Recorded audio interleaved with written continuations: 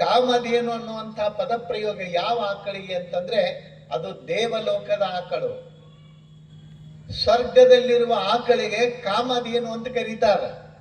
ಅಲ್ಲಿ ಕಾಮಧೇನು ಅದರದ ವಿಶೇಷತೆ ಏನು ಅಂತಂದ್ರೆ ಆ ಕಾಮಧೇನು ಎಲ್ಲಿರ್ತದಲ್ಲ ಅಲ್ಲಿ ಅದರ ಸಮೀಪ ನೀವು ಕುತ್ಕೊಂಡು ಏನು ಕಾಮನೆ ಮಾಡ್ತೀರಿ ಅಂದ್ರೆ ಏನು ಆಗ್ಬೇಕಂತ ಅಂದ್ಕೋತೀರಿ ಅದೆಲ್ಲವೂ ಸಾಧ್ಯ ಆಗ್ತದ. ನೀವು ಕೇಳಿದ ಮೇಲೆ ಲಕ್ಷ್ಯ ಇಟ್ಕೊಳ್ರಿ.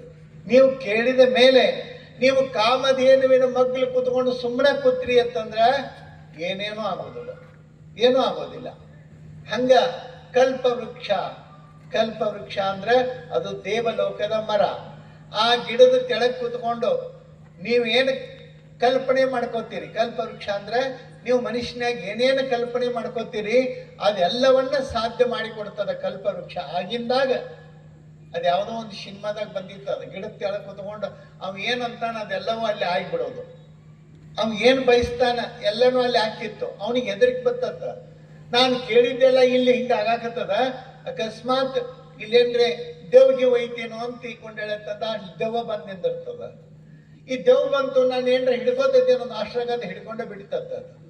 ಅದರ ಅರ್ಥ ಕಲ್ಪವೃಕ್ಷದ ಕೆಳಗೆ ಕೂತಿದ್ದಾವ, ಕಲ್ಪನೆ ಮಾಡಿದ್ದೆಲ್ಲವನ್ನ ಕೊಡುವಂತ ಕಲ್ಪವೃಕ್ಷದ ಕೆಳಗೆ ಕೂತಿದ್ದ.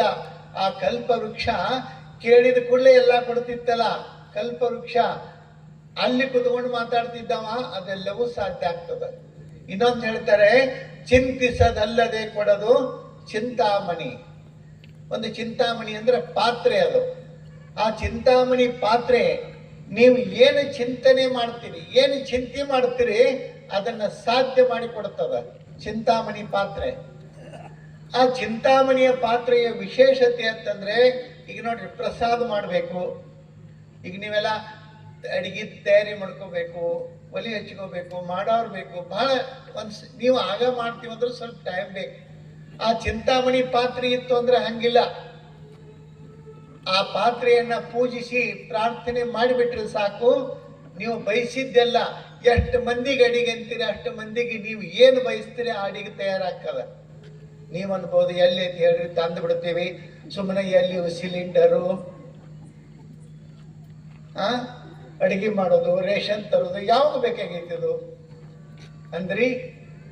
ಚಿಂತಿಸದಲ್ಲದೆ ಕೊಡೋದು ಚಿಂತಾಮಣಿ. ಎಷ್ಟು ಚಂದ ಹೇಳ್ತಾರೆ.